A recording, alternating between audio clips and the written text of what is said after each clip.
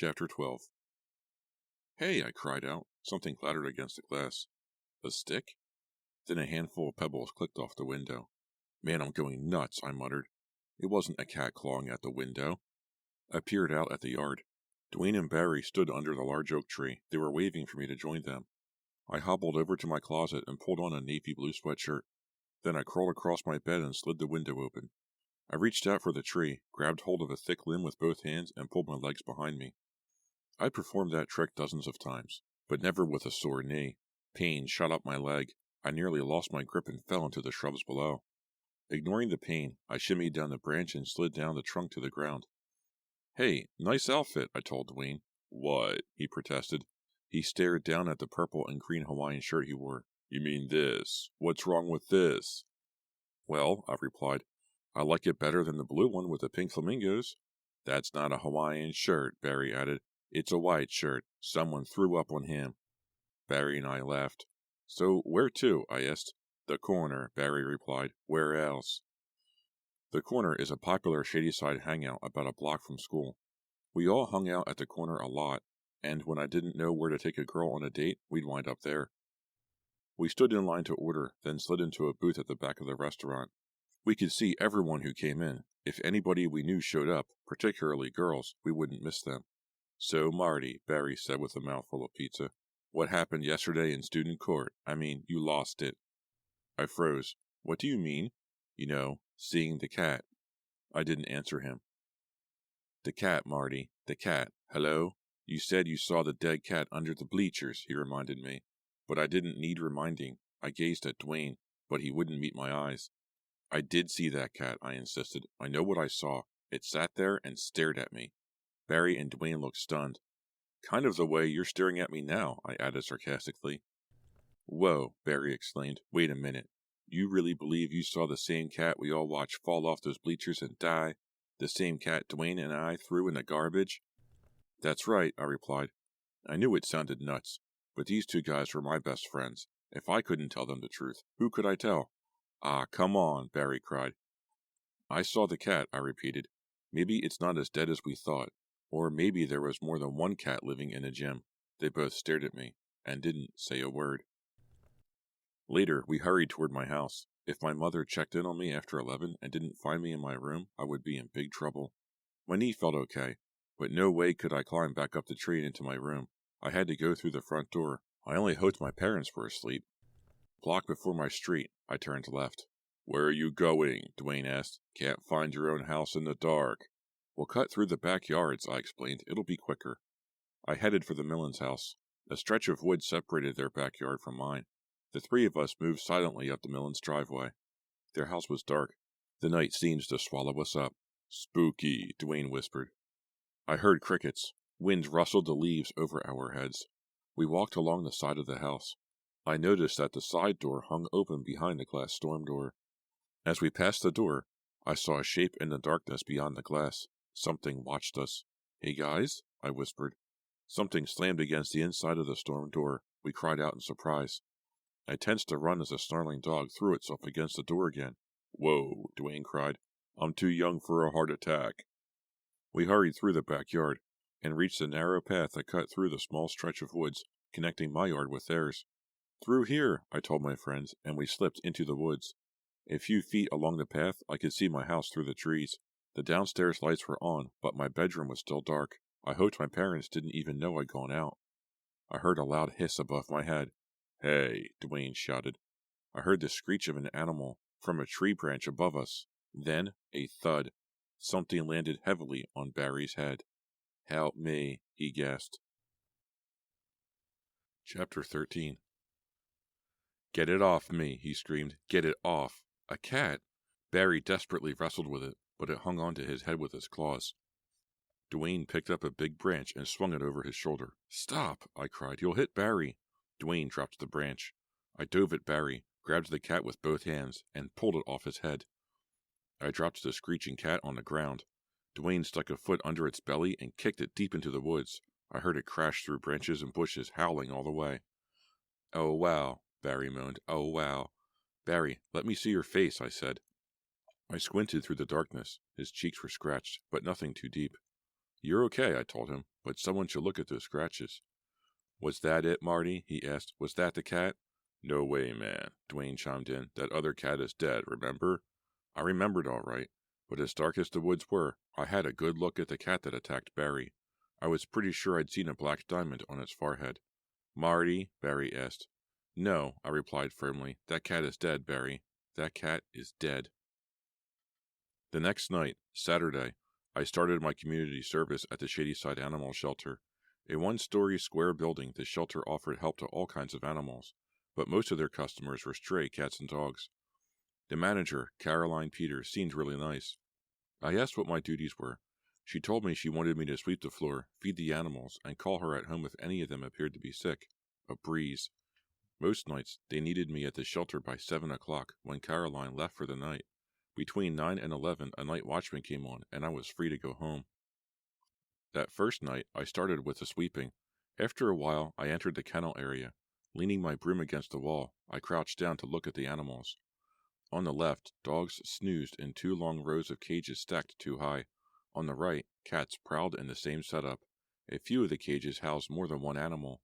A yellow-eyed gray tomcat stared at me from a bottom cage. Without warning, it hissed and arched its back. Yeah, the same to you, buddy, I muttered. I thought about what had happened to Barry the night before, and a shiver ran through me. I didn't want to be around cats any more than I absolutely had to be. At 9 o'clock, I'd feed them. After that, I would settle in the small office and study. That way, I wouldn't have to spend much time with the cats and my allergies wouldn't act up. I picked up the broom and turned to leave the kennel, but a sharp thud made me spin around.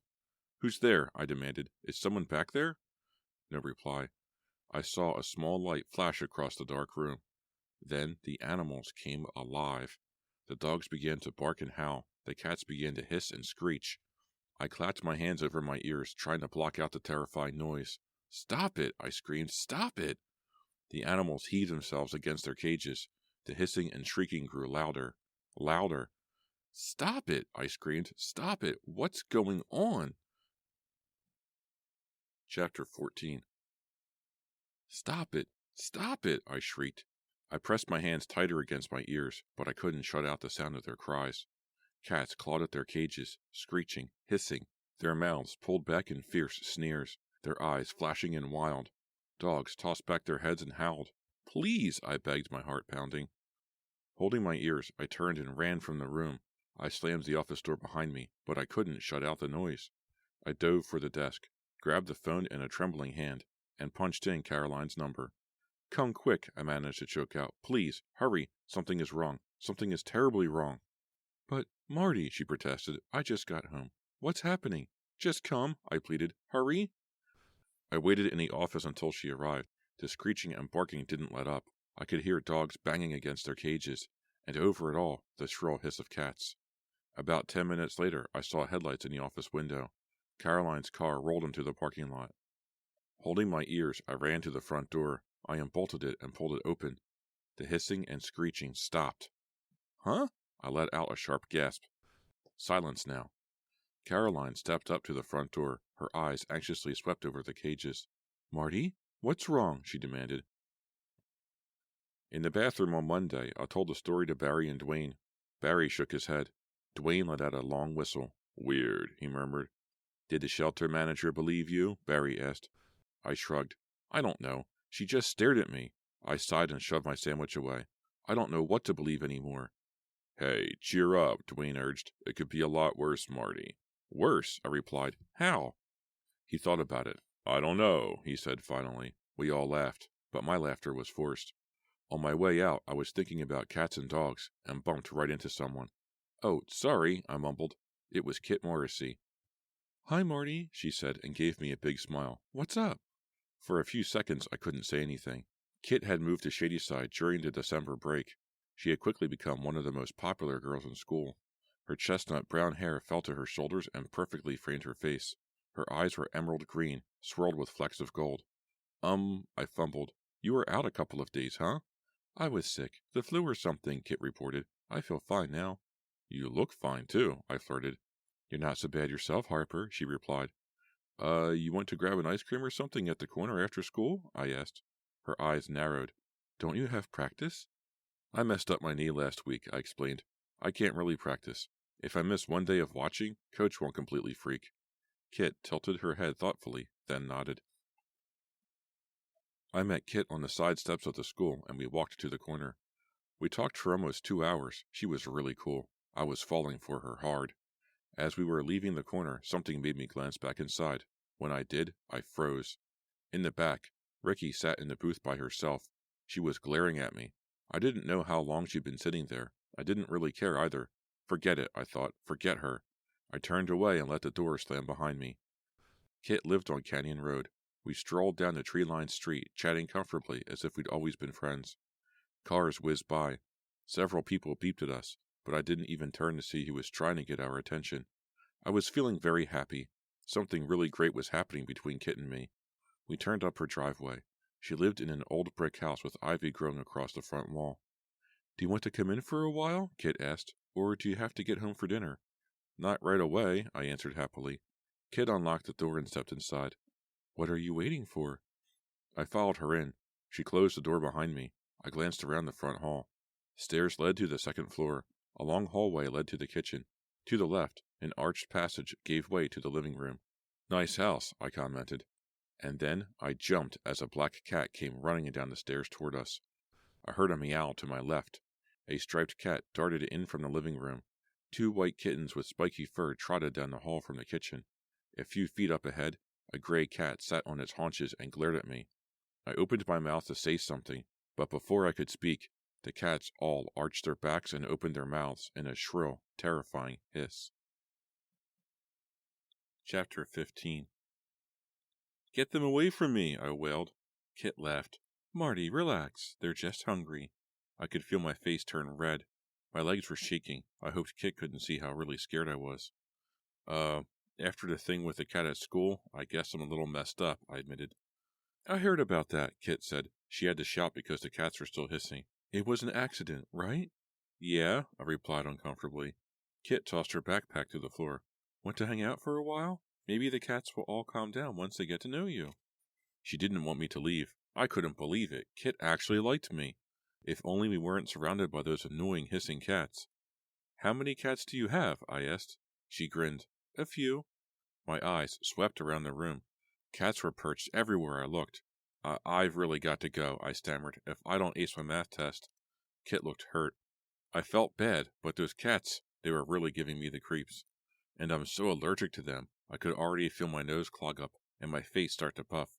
"Later," I said, moving to the door. "I'll call you or something, okay?" The black cat brushed against my leg. It arched its back stiffly as it moved past me. A plump white cat with a very long tail let out an angry screech from the stairs. I guess I'd better feed them," Kit said, shaking her head. "It's so odd, Marty. I don't understand it. They've never acted like this before." I just have a way with cats," I joked, and then I ran out of there as fast as I could. "Are you sure this is a good idea?" Barry whispered. "We could get in major trouble." "Give me a break," Dwayne snapped. "This is going to go down in history as the greatest gag ever pulled at Shadyside High School." "Marty," Barry asked, waiting for my opinion. "We've got to do it," I answered. "Gail deserves it, man. She still won't let it drop. When she sees us, she acts as if we don't exist. That article in the school paper about my student court trial was the last straw. We were supposed to be in the locker room getting ready for practice, but Dwayne's brainstorm needed to be acted upon right away. The Animal Rights Club met in a first-floor classroom after school every Tuesday. "It's time to teach Gail a lesson," I whispered. Barry still appeared to be worried. "Come on, Barry," Dwayne urged. "Marty took all the heat for the cat incident. We've got to make it up to him somehow, right?" Barry nodded. "Right." I stood outside the closed door of the classroom in which the Animal Rights Club gathered. I could hear Gail droning on inside. At one point, I heard her mention my name. Any doubts I felt about what we were doing totally disappeared. I checked my watch. 7 minutes past 3. Barry and Dwayne would be at the open window by now. Any second now, I thought. Then the screaming started. I heard shrieks and startled cries. "Get them out of here!" a girl cried. "Get them away from me!" "Rats!" a boy shouted. "Hundreds of them!" No kidding, I thought. A grin spread across my face. Barry, Dwayne, and I had stolen a dozen white rats from the biology lab and placed them in a box. At 3:07, Dwayne dumped them through the classroom window where the Animal Rights Club met. The door banged open and the club members started to pour out into the hallway. I saw a couple of rats scurry past me and down the hall. I moved to the open doorway. Gail and 2 other girls were chasing after the rats. "Get them out of here!" Gail cried. At that moment, she saw me. "Did you have anything to do with this?" "Of course not," I replied, but I couldn't keep a straight face. I heard laughter from outside the window. Dwayne and Barry. Gail shot a nasty glance their way. The guys ducked, but Gail ran over to the window. "I see you," she screamed. "I see you, you jerks. You're in major trouble." "And so are you," she barked at me. "Me?" I asked innocently. "What did I do?" "I'm going to get you for this, Marty," Gail snarled. "This isn't over, not by a long shot." "Yes, it is," I answered. "Yes, it is." I told Kit the story at the corner later. She laughed until tears rolled down her face. "That wasn't too nice," she scolded, "but it was pretty funny." The embarrassing scene at her house with the cats the day before had become history. She promised to help me with math, and I asked her to go to the movies on Saturday night. She said yes. Then she kissed me. Because we were still sitting in a booth at the corner, it was a quick kiss. For a second, I thought about Jessica, who had waved to me in the hallway that morning. Then all thoughts of Jessica were gone. Kit Morrissey was the only girl I could think about. Later, when I walked her home, she didn't ask me to come in. Maybe she didn't want a repeat of the previous afternoon. Well, neither did I. Humming to myself, I turned off Canyon Drive and headed for home. When I reached Fear Street, clouds covered the sun. The air grew cool. 3 blocks from home, I heard the first meow. I sucked in a breath and glanced behind me. A black cat trotted down the center of the street. I turned and started walking faster. My house stood 2.5 blocks away. I heard a hiss to my left. My eyes darted in that direction. A scraggly tomcat shot across the lawn ahead of me. I picked up my pace. The black cat behind me hissed. I started to jog. A shiny gold Lexus sat at the corner of the next block. I shot across the street and trotted past the car. Glancing back, I saw a pair of Siamese cats drop out of an oak tree. They landed on the roof of the Lexus, hopped down to the pavement, and joined the black cat, the tomcat, and a striped cat. "They're following me," I realized. "They're chasing me." The cats broke into a run. I tore down the street and ran through the intersection. I could see my house up ahead. My legs pumped. Sweat dripped down my forehead. My heart thudded loudly. I chanced one last glance over my shoulder. There were at least 10 cats now. 10 yowling cats running hard, closing in. 10 cats chasing me, eyes glowing, paws hitting the pavement, so silently, silent as ghosts. Chapter 16. Could I outrun them? I had to try. They're only cats, I told myself. Or were they? Since when do cats travel in packs? And since when do cats chase after people? My knee throbbed as I ran. My side ached. I glanced back and saw at least a dozen of them, eyes glowing like fire, paws pounding the sidewalk, tails stiff and straight behind them. "Oh!" A low moan escaped my throat. I gasped for breath. My driveway stood only a few yards away. "Hey!" I cried out as I felt a claw dig into the back of my leg. I turned and saw 2 cats leap at my back. I ducked and they flew over my head. Keeping low, my leg throbbing, I turned up the drive, scrambled over the low rose bushes that lined the yard, and dove for the front stoop. I grabbed the doorknob, twisted it, tugged. Oh! Locked. Of course it was locked. I shoved my hand into my jeans pocket, fumbled for the key. Could I get inside before the cats attacked? I pulled out the key and dropped it. It clattered on the stoop and came to a rest at the edge of the straw welcome mat. "No!" I cried out, and bent to pick it up. Turned to see if the cats were about to attack. The cats. No cats. Huh? I swallowed hard. They were gone. Vanished. How? I choked out. But I didn't really care how they had disappeared so quickly, or why they had appeared at all. I just wanted to get inside. Inside, where I was safe. I expected trouble over the rat incident, but nobody said a word about it. Gail passed me in the hall and didn't even glance my way. Jessica also acted cold. She must have heard about me and Kit, I figured, probably from Ricky, but there wasn't much I could do about it.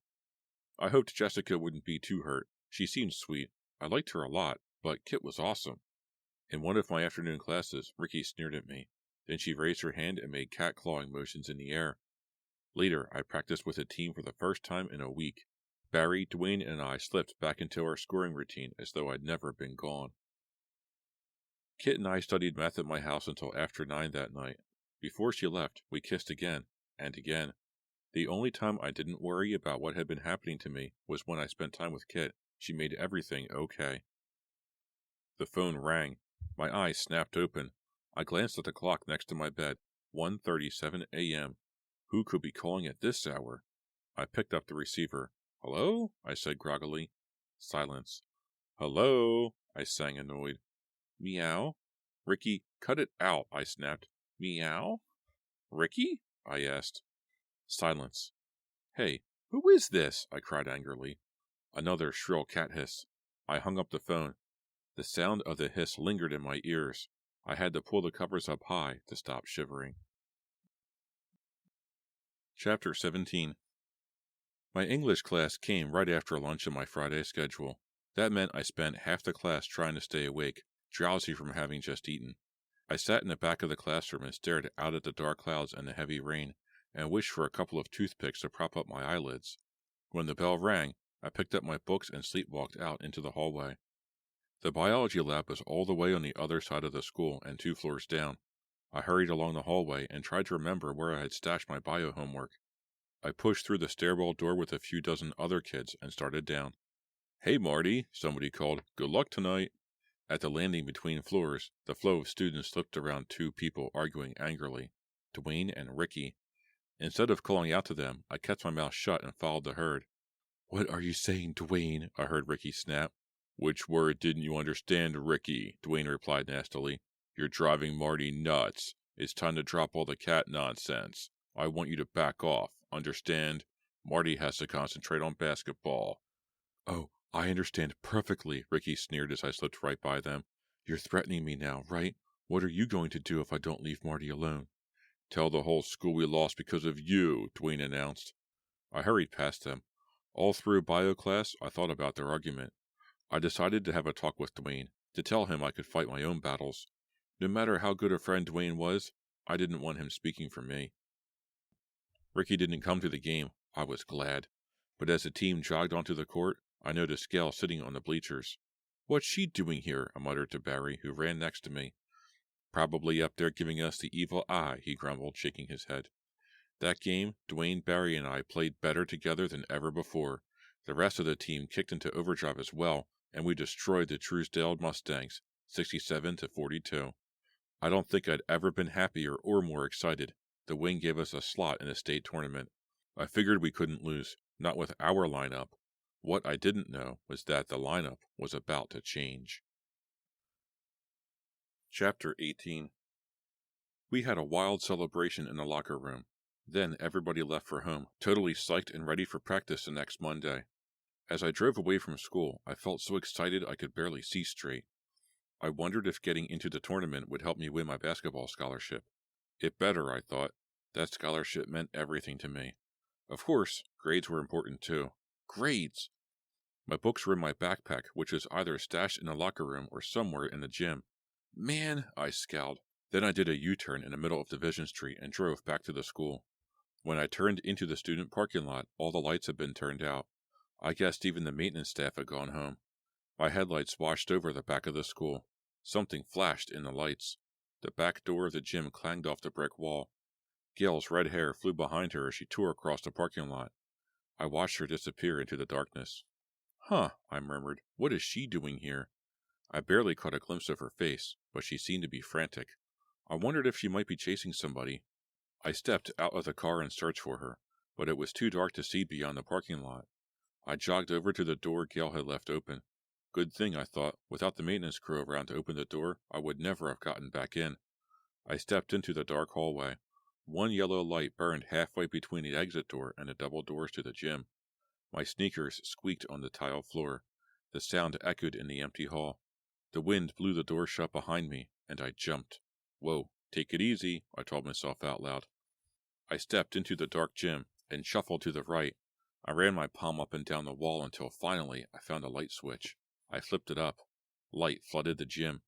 I spotted my backpack at one corner of the street side bleachers. I sighed with relief and trotted over to get it. As I bent to pick it up, I saw something under the bleachers. A shoe? No. I squinted harder. What was attached to the shoe? A leg? Oh, a low moan escaped my throat. My backpack fell from my hands. I crept over to the form, dropped to my knees to see under the bleachers. My hand sank into something wet and sticky. I jerked it up. Blood, still warm. A shudder swept down my body.